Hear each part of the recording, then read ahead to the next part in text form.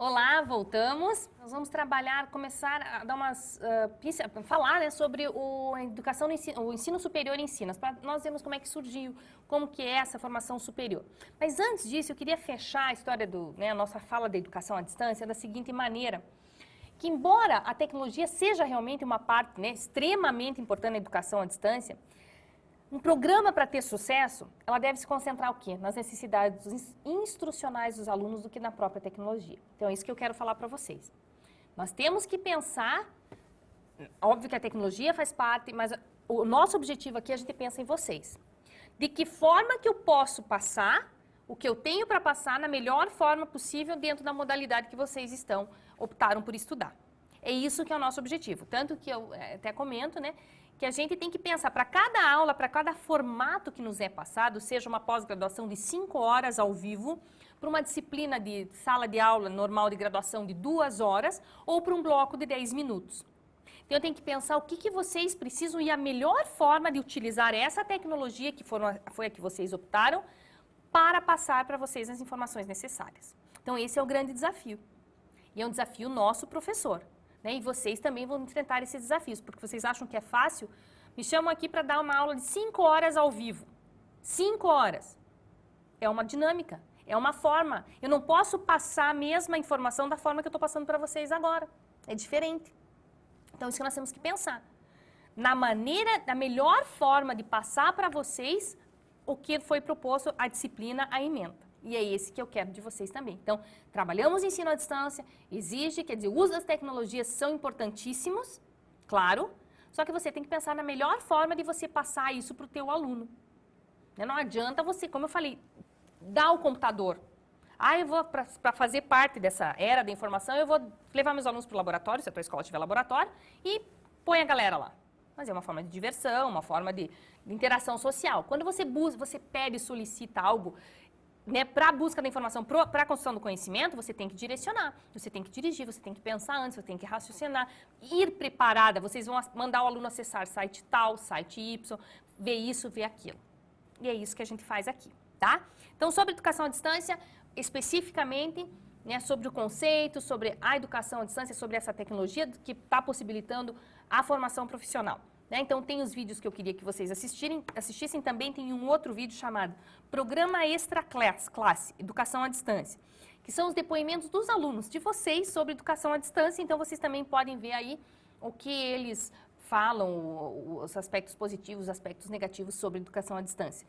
Mas eu sou sincera em dizer para vocês que ontem à noite, essas alunas que eu participei me deixou assim muito feliz, né?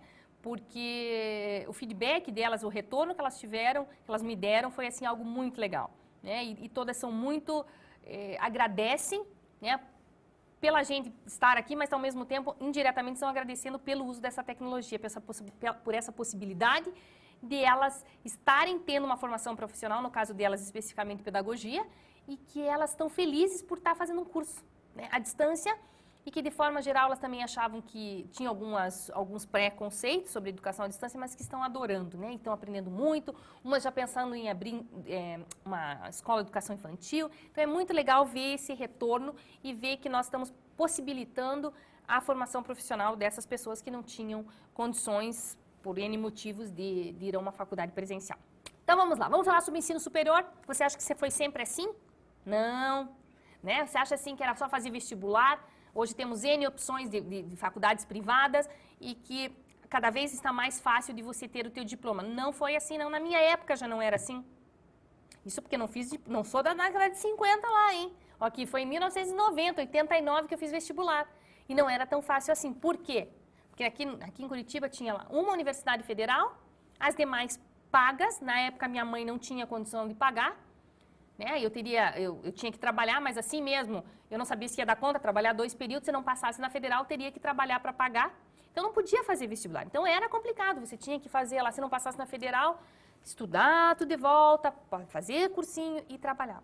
Então, para tentar passar, né? Então, isso que eu falo, nem sempre foi assim. Vamos ver como é que era, como é que começou as instituições, quais foram as primeiras. Isso é mais informação, mas eu acho interessante, já que a gente está falando sobre ensino superior, nós abordarmos esse aspecto também. Então, vamos lá. Então, a Universidade de Bolonha, na Itália, é a mais antiga da Europa.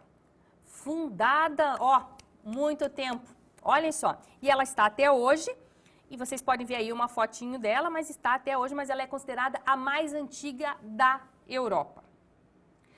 Porém, se a gente ampliar essa busca pela universidade mais antiga e fizermos essa abrangência para o mundo oriental, né, lá para o lado do Japão, da Ásia, a gente vai se deparar com a Universidade Al-Azhar, no Egito, que teria sido criada em 1998, a pedido do vizir Yaqub, com o intuito de que o califa Aziz desse aula a alunos da mesquita. Né? Então, vocês percebam a necessidade e foi fundada. E a Universidade de Carouane, no Marrocos, como mais antiga, fundada em 859. Então, a gente tem lá na Europa, em 1088, e daí temos mais duas universidades que são consideradas as mais antigas, né, se a gente for para o lado oriental. Mas a da Europa é a Universidade de Bolonha, na Itália. E no Brasil? Onde será? Vamos ver. No Brasil, o ensino superior teve seu início bem mais tarde. Ele só veio para cá com a chegada da família real portuguesa no Brasil, em 1808, né, que fundaram as escolas médicas, que fundaram escolas médicas na Bahia e no Rio de Janeiro. Se vocês gostam de ler, tem aquele livro, né, 1808, ele retrata muito bem essa chegada da família real ao Brasil, e aí que a gente percebe as mudanças que elas trouxeram, né, na vida, inclusive a educação superior. Então é muito interessante, se vocês estiverem agora nas férias, é um livro, nas férias de vocês, seja agora, seja no final do ano, seja onde for, mas em férias, em feriado, que vocês venham a ter uma folguinha, leiam esse livro, 1808, A Vinda da Família Real ao Brasil. Então ele mostra, ele descreve muito bem essa chegada e, inclusive, ele traz partes que relatam essa fundação essas escolas médicas, principalmente médicas, na Bahia e no Rio de Janeiro.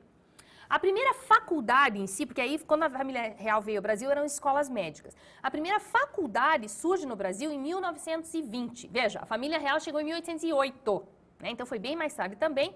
A primeira faculdade, que é a Faculdade do Rio de Janeiro, foi fundada. Com a união, vejam só, ela partiu, essa faculdade do Rio de Janeiro, ela surgiu da união das escolas médicas, né, que é da escola de medicina, que foram as primeiras lá a serem formadas, a escola de direito e a escola de engenharia. Tanto que a gente brinca que essas três formações, até hoje, ela tem esse, né, tem uma professora aqui que sempre fala, a professora Salete, que ela fala assim, quando perguntam para o engenheiro, né, qual que é a tua formação? Eu sou engenheiro, um advogado. Que curso que você fez? Eu fiz direito. Ai, eu fiz medicina, né? E normalmente na área de educação a gente é mais acanhada, né? Então ela brinca assim que a gente não pode dizer, eu fiz pedagogia. Não, eu faço pedagogia, eu sou professora, né? Mas isso também já vem de um histórico, né? Que foram as primeiras formações que tiveram ali, medicina, direito, né? Então essa faculdade, ela originou em função da junção dessas três escolas. Então o que acontecia? Nas demais colônias do continente americano, o ensino superior surgiu antes, mas no Brasil, com o tardio surgimento das primeiras instituições, o que fariam os filhos das elites da colônia? Eles tinham que completar seus estudos na Europa, né? Como, por exemplo, seja lá na Colômbia, mas aqui eles iam para a Universidade de Coimbra, em Portugal, para estudar. Então, eu sei que é só um aspecto histórico para vocês perceberem essa forma, né, como que surgiram essas instituições de ensino superior. Já voltamos.